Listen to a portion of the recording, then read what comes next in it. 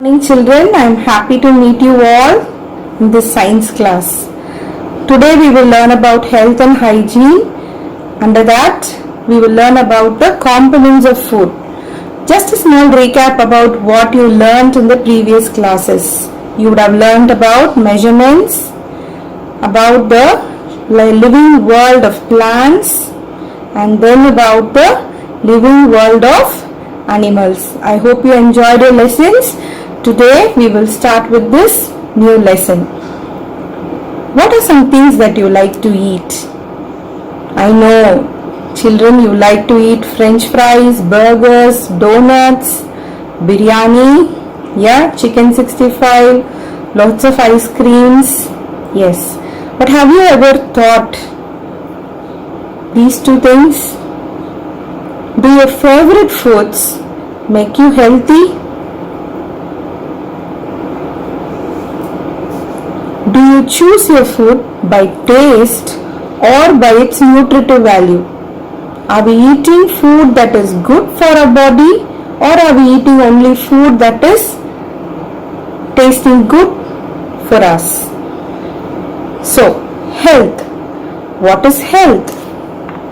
So, health, the word refers to a state of complete emotional and physical well-being.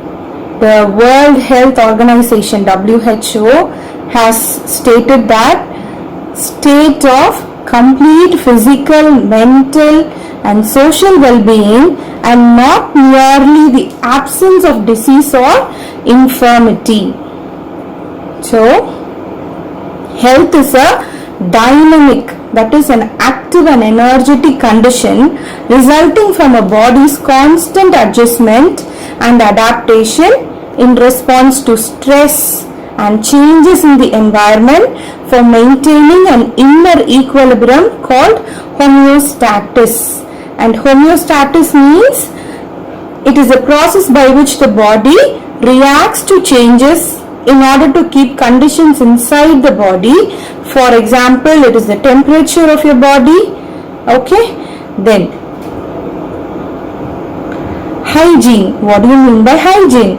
It is the practice of keeping yourself and your surroundings clean, especially in order to prevent illness or spread of disease. So as you see here, good health is the key to happiness, and hygiene is the foundation of healthy living. Now we will get into the components of food. You see a food pyramid here, and we have the macronutrients that you can see: fats, proteins and carbohydrates, and the micronutrients, vitamins and minerals. So, what do you mean by nutrients? Nutrients are the essentials for the normal functioning of the human body. That includes carbohydrates, proteins, fats and lipids, vitamins, minerals and water. So, there are 7 components of a balanced diet. What are they? Major nutrients of food are carbohydrates, fats, proteins, minerals, water, roughage or dietary fiber, vitamins.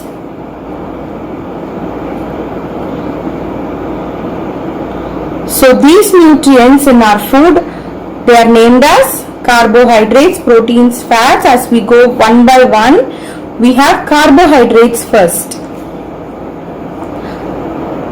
Carbohydrates are of 2 types, sugar and starch. So that we get from sugar is called simple carbohydrates. Sugar is also a simple carbohydrate, and few more examples are fruits, honey and table sugar. As you see here, all the candy, cake and all the junk food that you like to eat comes under sugar or simple carbohydrates. Starch is also called as complex carbohydrate. Plants store energy in the form of starch during photosynthesis. So when we eat plant products containing starch, our digestive system breaks down into glucose, and all the plant products are called as complex carbohydrates. So what are the why carbohydrates are important in our diet? The first one is it is body's main source of energy. Then it also stores energy. They spare the protein and fat for other uses. Protein and fat has other roles in the body to play than to give energy. And then regulation of body glucose. Then we have proteins. Proteins are also called as bodybuilding foods.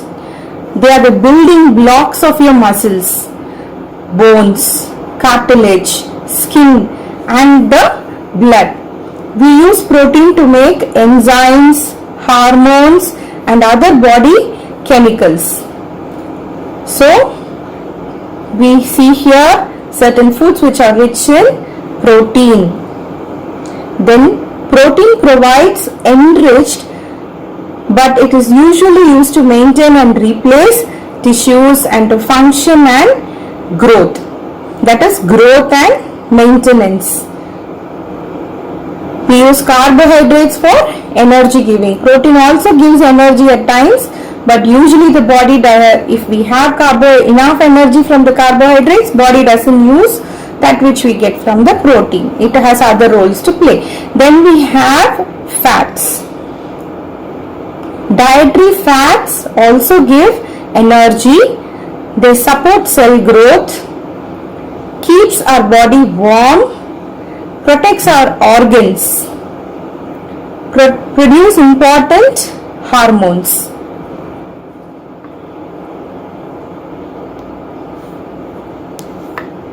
Not all fats are bad for our health. Our body needs fat. We have different types of fats. Saturated fat, which we get from red milk, meat, dairy products, cheese, butter and coconut oil. Then we have unsaturated fat, which we get from food such as olive oil, avocado, some type of fish, and then vegetable oil, seeds and nuts. Then we also have trans fat, which is got from hydrogenated vegetable oil. So there are different types of fats. We then have vitamins. When you have medical checkup in the school, doctor will look into your eyes, ears, see whether check your teeth, your skin. Yes, some children have deficiencies. They have some problem in them. Why do you think children have such problems? So when you see here, vitamins are required for carrying out various biochemical reactions in our body, and we have so many different types of vitamins. Just want to show you vitamin A, B, B1, B2, B3, B5, B6, B7, B9, B12, vitamin C, D, E and K. So there are some more information here for us. Vitamin A is needed for healthy vision and skin, and all these products are necessary to be included in our diet, otherwise we may get night blindness. Vitamin B is important for nervous system function and the RBC, and these foods that you see are important for that. Or we may get beriberi. Vitamin C protects gums and helps the immune system. Even now during this lockdown, doctors advise us to eat a lot of food rich in vitamin C, so that it will improve your immune system, where you can fight against, your body can fight against diseases. Then we have vitamin D. It helps in calcium absorption and strong bones. You may eat calcium rich food, but if the calcium has to be absorbed in your body, then you also need to have vitamin D, which you get from the sunlight especially. Otherwise it may lead to diseases like rickets. Then vitamin E for fertility, and if your food lacks in vitamin E, then you get nervous weakness, dimming of eyesight. Vitamin K is found absolutely in green vegetables. Vitamin K helps in clotting of blood. When you get hurt, you cannot be bleeding for a long time. You have seen that the blood clots after some time. Yes, and vitamin K is responsible for that. If you have deficiencies, then weakness of the bones and teeth occurs. So what are some signs of children with vitamin deficiency? Children with vitamin A deficiency have night blindness or eyesight related issues. B vitamin, if it is deficient, then they have signs of severe deficiency as in movement disorders, lack of appetite, anemia and headache. Vitamin E deficiency will have muscle weakness, slow growth, speech disorders and such things.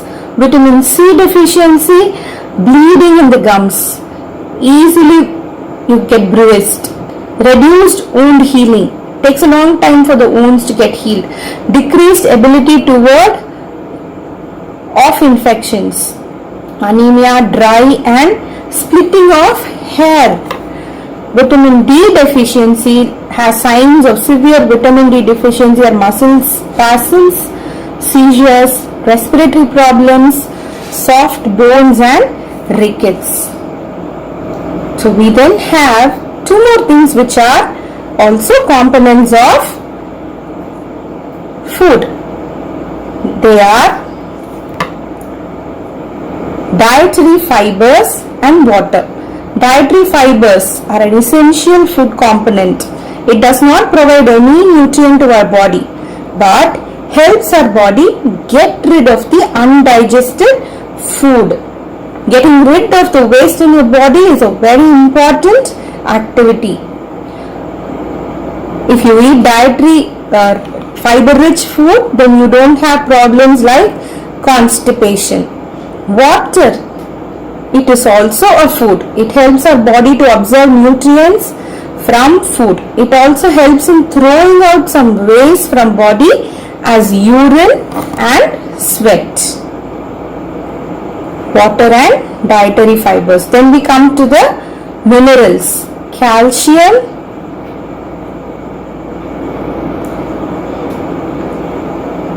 these elements, they are also found in foods and our body need them to develop and function normally. Elements like calcium, iron, zinc, potassium. Then we have phosphorus, sodium chloride, magnesium, iodine, copper, many more.